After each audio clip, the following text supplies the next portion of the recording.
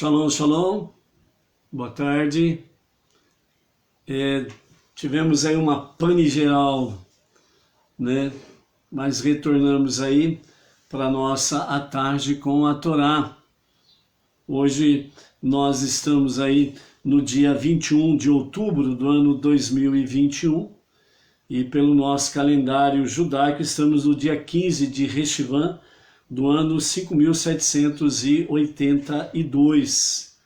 Baruch Hashem, que chegamos no quinto dia da semana, o nosso quinto dia do Shabat, e portanto nós estamos aí na nossa quinta leitura da nossa Parashá semanal.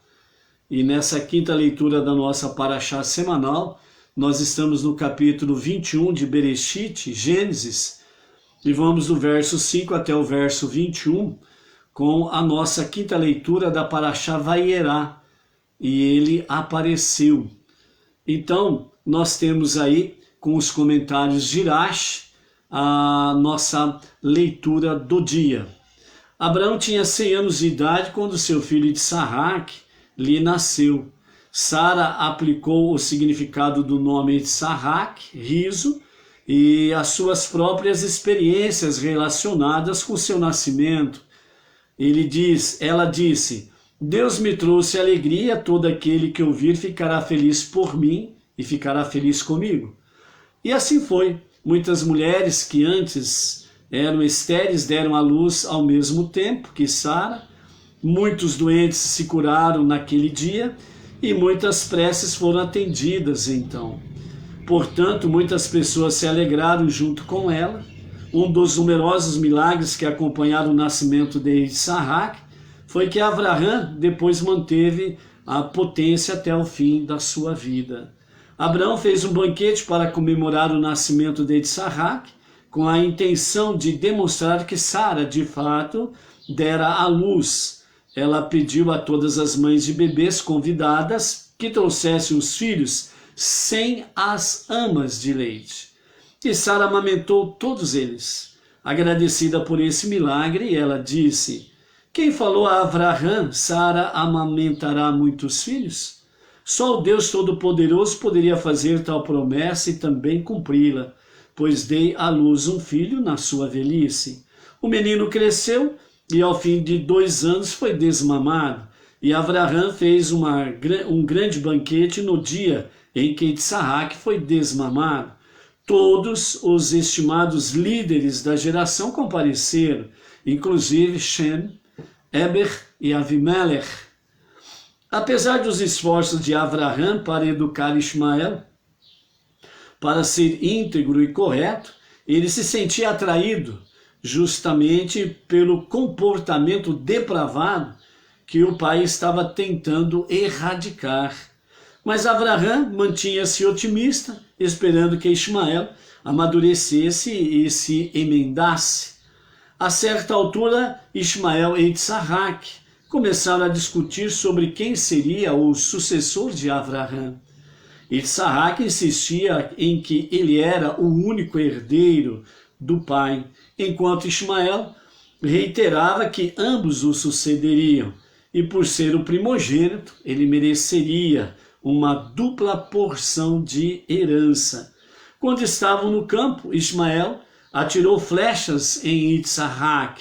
Sara viu tudo isso e ainda que Ismael, o filho de Agar, a egípcia, dera à luz para Abraham, também caíra na idolatria, nas relações sexuais ilícitas e até em assassinato.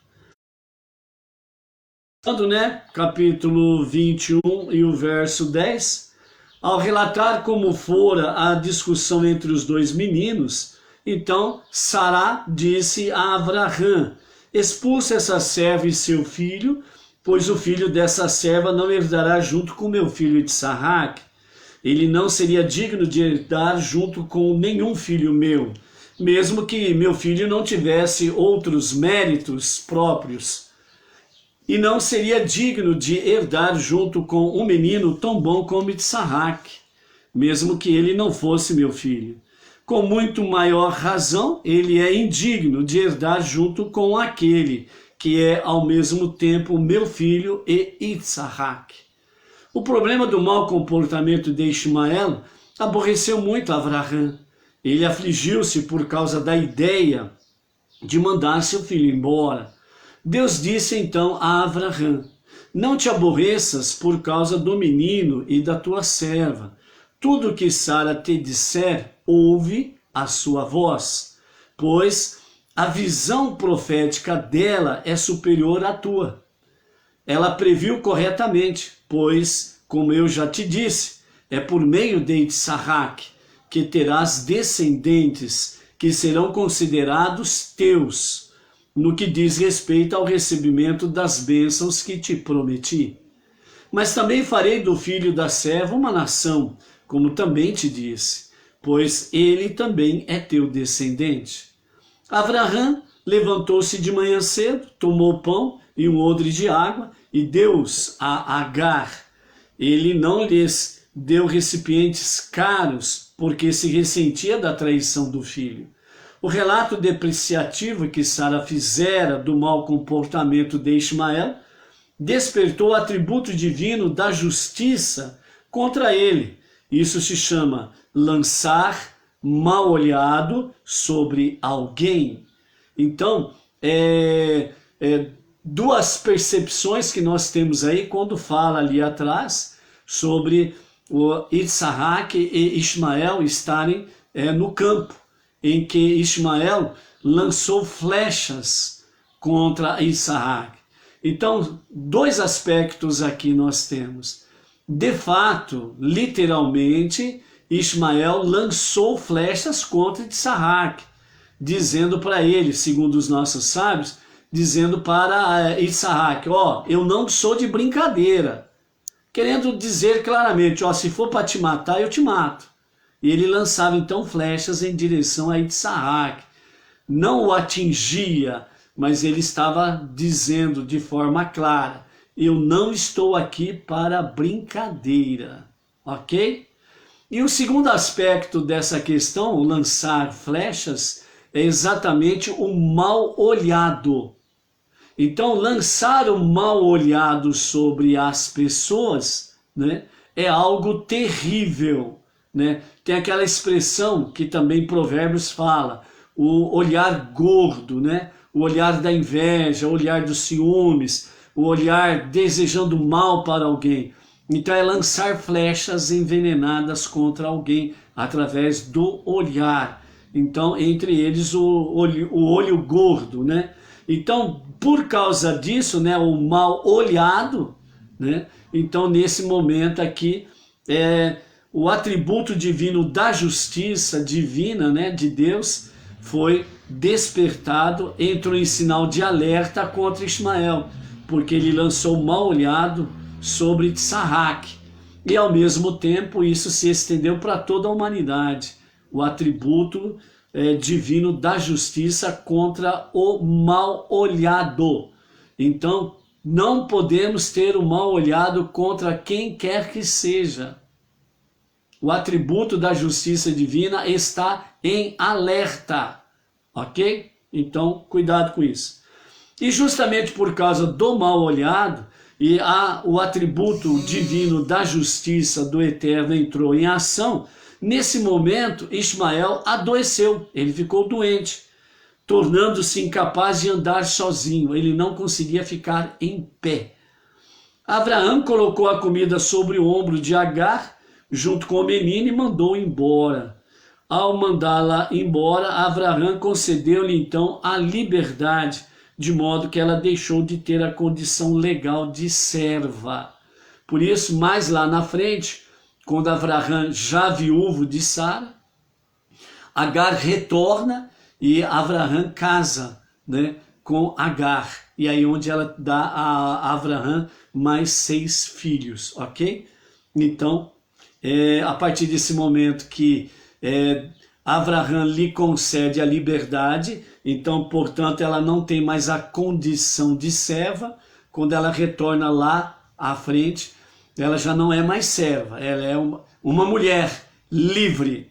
E por isso Abraão casa com ela, porque não seria legal ele ter um relacionamento com ela sem o casamento, porque ela não era mais serva dele, ok? Ela partiu e vagou pelo deserto de Beer-sheva, triste por ter sido expulsa da casa de Avraham. Agar gradualmente retornou às suas crenças idólatras com as quais fora criada.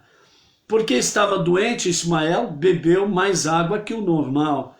E quando a água do odre acabou, ela jogou o menino embaixo de um dos arbustos. Então ela se afastou e sentou à distância de alguns tiros de arco, porque disse: não verei o menino morrer. Quando a doença do menino tornou-se fatal, ela sentou-se a uma distância maior e chorou alto. Ismael também rezou por misericórdia, né? Então aqui, segundo Rashi, fala que nesse momento aqui, Ismael, ele deixou de lado o seu mau caráter, o seu caráter egoísta, e ele realmente fez techuvá e clamou com sinceridade a Deus. Então, Deus ouviu a voz do menino e não o da mãe, pois a prece de um enfermo é mais eficaz que as orações que outras pessoas fazem por ela. Mas o anjo ministrante protestaram contra a intenção de Deus de atender à prece de Ismael, argumentando que não seria justo salvá-lo de morrer de sede, quando seus próprios descendentes, no futuro, cruelmente matariam os judeus de sede. Deus respondeu-lhe que, como o sofrimento de Ismael já expiara, melhor dizendo, o seu pecado, ele era, no momento, considerado íntegro e devia ser julgado em conformidade com essa condição. E então o anjo de Deus chamou Agar do céu e disse-lhe: o que te inquieta, Agar? Não temas, pois Deus ouviu a voz do menino e só levou em consideração onde ele está agora, na escala do mérito moral, não os seus atos futuros. Levanta, ergue o menino e agarra-o pela mão, pois farei dele uma grande nação. Né? Então aqui algumas coisas interessantes para podermos captar. A questão do mal-olhado já foi falado, sobre a questão do momento, né, que a enfermidade de Ismael se torna fatal, Agar deixa de ficar próximo dele, vai à distância, que não queria vê-lo morrer.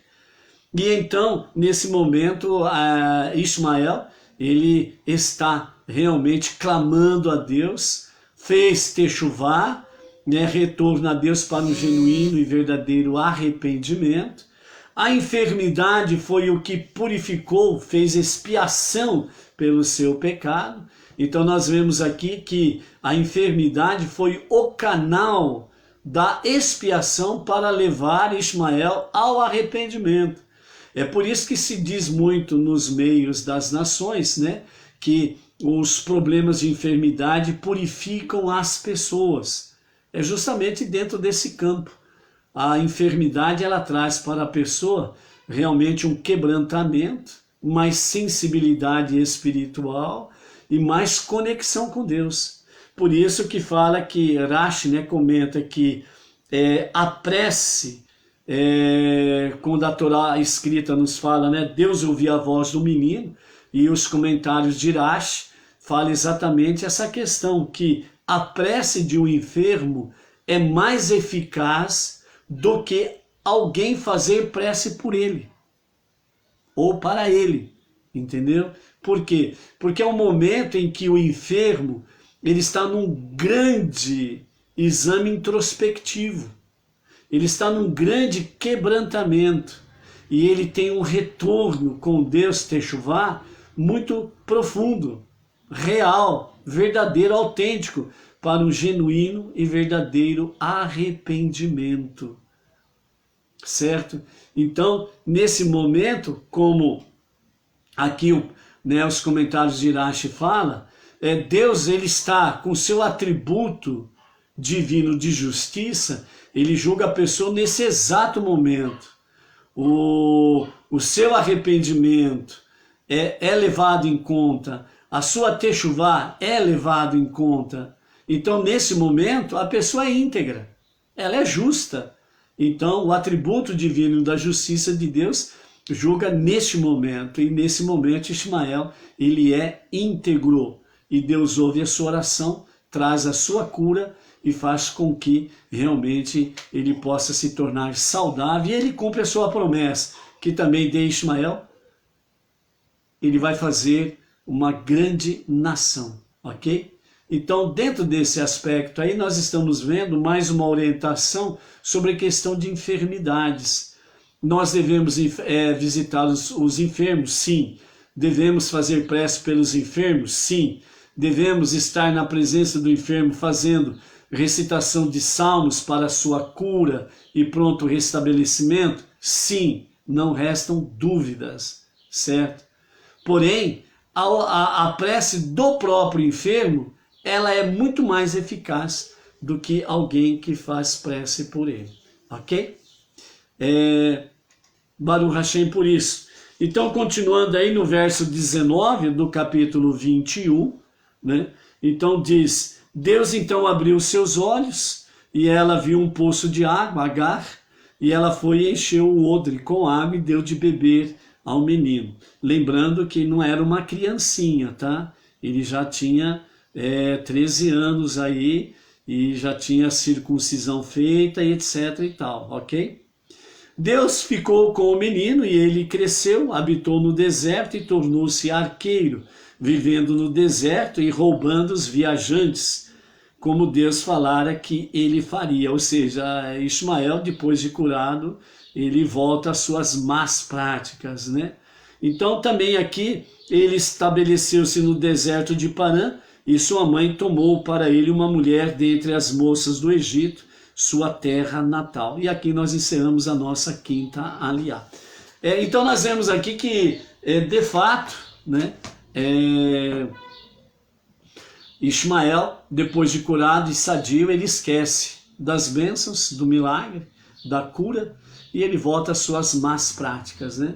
Então é isso que acontece muitas vezes, infelizmente, com pessoas, né, que têm certos problemas, sejam eles de ordem física, financeira, material, depois que é solucionado, esquece o que Deus fez, a resposta que Deus deu às suas preces e volta às más práticas, né?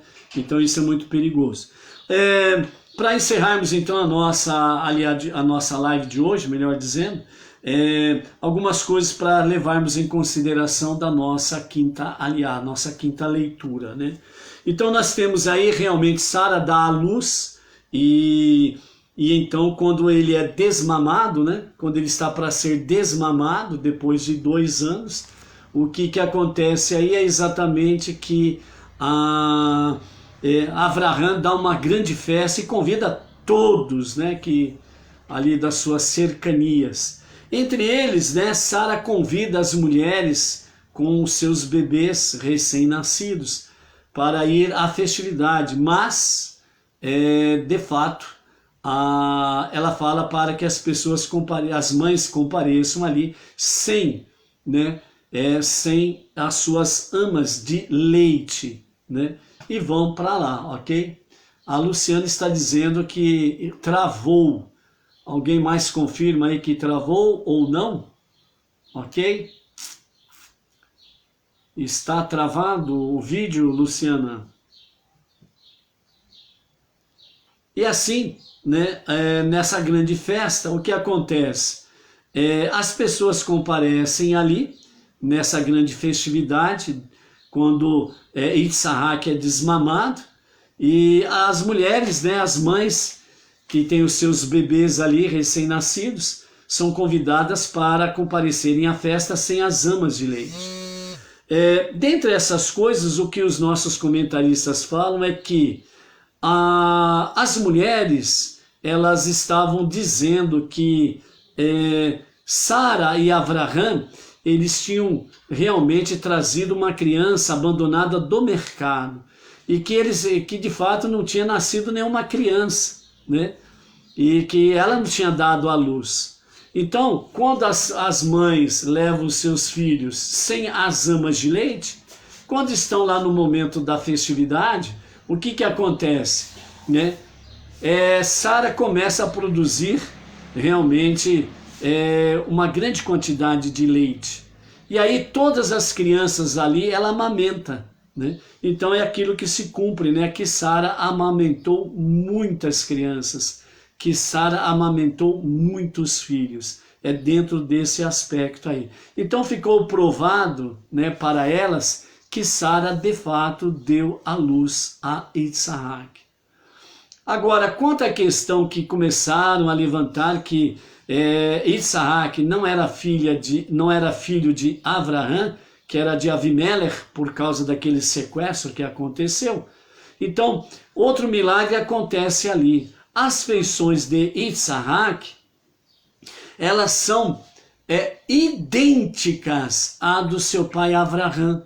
Então, quando as pessoas olharam para Isaac, viram a expressão de Abraão. Então, aí mais um milagre aconteceu. Então, as pessoas, né, elas comentaram, foi Abraão quem gerou Isaac. Então, mais uma vez, também cai por terra uma outra questão relacionada com o nascimento de Isaac, ok? Então é isso daí. Juraci Maria, lá de Buenos Aires, Argentina, também está falando que travou. Hoje está o dia do trava-trava, hein? Meu Deus do céu. Né? Então é isso daí. Então essa é uma das outras coisas que nós podemos aprender nessa quinta aliá. Com referência à questão do nascimento de Isaac também, nos fala aqui sobre o aspecto de influência para as nações, que através do nascimento de Isaac, né, isso trouxe aí uma influência judaica para as nações, principalmente aquilo que diz concernente, né, às 7 leis universais, que vem ser fortalecida dentro desse aspecto aí, né? Então, nesse sentido aí, temos também um sinal profético, né, da influência judaica entre as nações, ok? Então, hoje nós vamos ficando por aqui. Infelizmente, hoje tivemos aí um dia bem atípico, trava-trava, né, o sinal da internet, mas com a graça bendita de Hashem, amanhã estaremos de volta e que o Eterno providencie que tenhamos aí realmente um dia livre na nossa internet para podermos estar aí à tarde com a Torá. Esse barulhinho aí é do meu neto mais novo, Benjamin, de 1 aninho, né? Ele gosta de um barulhinho que não tem tamanho.